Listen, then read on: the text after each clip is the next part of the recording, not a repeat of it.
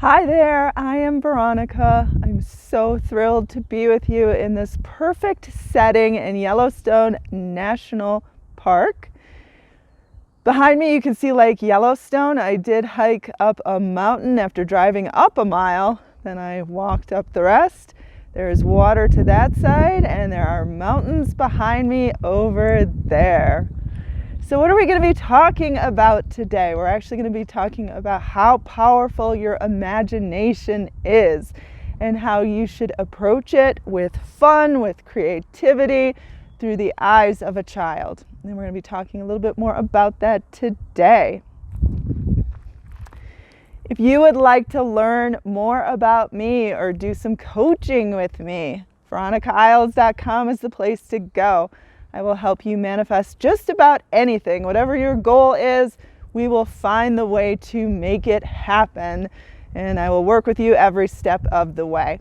If you would like to do some courses on your own, VeronicaIsles.teachable.com is the place to get my self-study courses. Okay, so let's talk a little bit about your imagination and why it is so potent, powerful. It is the creative substance within you that is formulating all of your tomorrows. So think for a second about the way children approach their imagination. They use it so freely. They create things out of nothing. Like you could give a child a box and they would imagine it was a castle, or it was some sort of fortress, or maybe it was a mansion, and they would create people with their fingers and like little objects and adventures and all sorts of different things. And they just come up with this so freely, so innocently, so easily. And they do this naturally.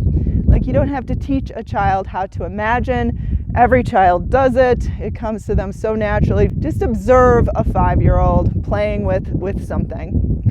Making an adventure out of a patch of grass or something like that. It's amazing and brilliant the way they just use their imagination without any fear, without any boundaries. Now, when children imagine, they don't necessarily know what they're doing. They don't realize that they're harnessing their creative power. They don't realize that by carrying these same techniques into adulthood, it could actually benefit them a lot. In fact, once we reach a certain age, we stop imagining. We stop freely using our imagination for fun. We just sort of put a halt to it. We don't let it flourish. We don't let it fly in the same way as we did when we were young. So if you want to become a better manifester, if you want to fulfill all of those areas of your life that are currently lacking, dare to be like a little child. Dare to create and imagine from nothing. Because again, like I said, you give a child, a ballpoint pen, and they will imagine that it is a dragon or it is some sort of superhero. It could be pretty much anything.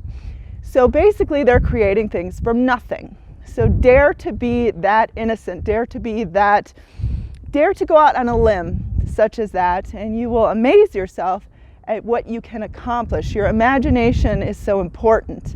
Your imagination is something that you should let flourish at all moments. You should imagine freely and from your heart and instinctually, not the way you think you're supposed to imagine in order to manifest something. Go with your instincts. Go with your heart. Imagine different scenarios in all different orders. Most of all, just let yourself fully live in possessing the very experience, the very thing that your heart so very much wants. So whether or not it's a person or being able to pay off a debt, your dream wedding, your dream car, your dream anything, whether or not you want to go to Yellowstone, whatever you want to do, imagine it. In your idle moments, imagine it as before you're going to sleep. Imagine it as you're doing mundane things like brushing your teeth or driving to work. Just imagine, because we're always imagining something. So why not put your heart, put your space on imagining the very thing you want? Now with children, they just kind of imagine whatever makes them happy and whatever they feel excited to think about. They don't imagine with restrictions. They imagine whatever, whenever. They don't restrict themselves. they don't call themselves stupid for imagining something. In fact, it's usually the adults around them that are like, you know, that's not really real. But we should take a lot of lessons from the innocence of children, looking through those eyes again. Maybe even remember when you were a child and how exciting things felt. So I hope that this video could help. I am Veronica. If you would like to work with me one-on-one or learn more about me, VeronicaIsles.com is the way to do it. And I have self-study courses available at VeronicaIsles.teachable.com, as well as an amazing app for iPhone, and you can find out those details below. Thanks for joining me today, and have an amazing rest of your day.